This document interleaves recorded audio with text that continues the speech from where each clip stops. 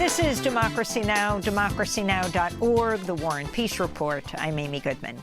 Today, in this special broadcast, we begin with the words of Frederick Douglass. Born into slavery around 1818, Douglass became a key leader of the abolitionist movement. On July 5, 1852, in Rochester, New York, Frederick Douglass gave one of his most famous speeches, "What to the Slave is Your 4th of July?" He was addressing the Rochester Ladies Anti-Slavery Society. This is James Earl Jones reading the historic address during a performance of Voices of a People's History of the United States.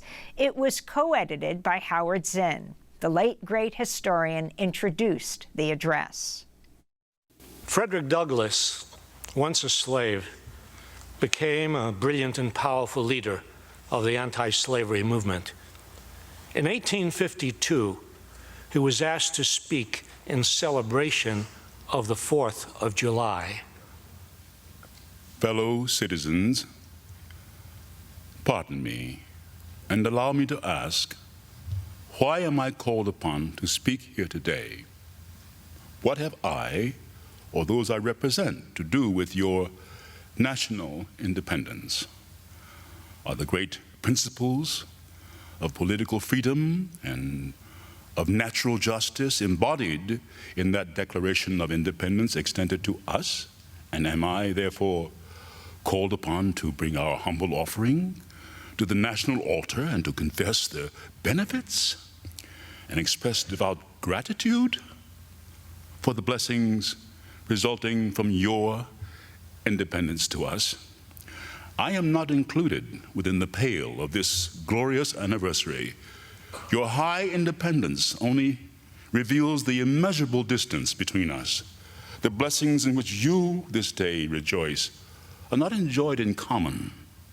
The rich inheritance of justice, liberty, prosperity, and independence bequeathed by your fathers is shared by you, not by me. The sunlight that brought life and healing to you has brought stripes and death to me. This 4th of July is yours, not mine. You may rejoice, I must mourn. To drag a man in fetters into the grand illuminated temple of liberty and call upon him to join you in joyous anthems were inhuman mockery and sacrilegious irony. Do you mean, citizens, to mock me by asking me to speak today? What to the American slave is your 4th of July? I answer, a day that reveals to him more than all other days of the year the gross injustice and cruelty to which he is a constant victim.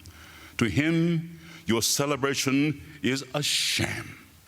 Your boasted liberty, an unholy license. Your national greatness, swelling vanity. Your sounds of rejoicing are empty and heartless. Your denunciation of tyrants, brass-fronted impudence. Your shouts of liberty and equality, hollow mockery. Your prayers and hymns, your sermons and thanksgivings, with all your religious parade and solemnity, are to him mere bombast, fraud, deception, impiety, and hypocrisy, a thin veil to cover up crimes that would disgrace a nation of savages. There's not a nation of the earth guilty of practices more shocking and bloody than are the people of these United States at this very hour. At a time like this, scorching irony, not convincing argument, is needed. Oh, had I the ability and could reach the nation's ear, I would today pour forth a fiery stream of biting ridicule, blasting reproach, withering sarcasm, and stern rebuke. For it is not light that is needed, but fire. It is not the gentle shower, but thunder. We need the storm, the whirlwind, the earthquake. The feeling of the nation must be quickened.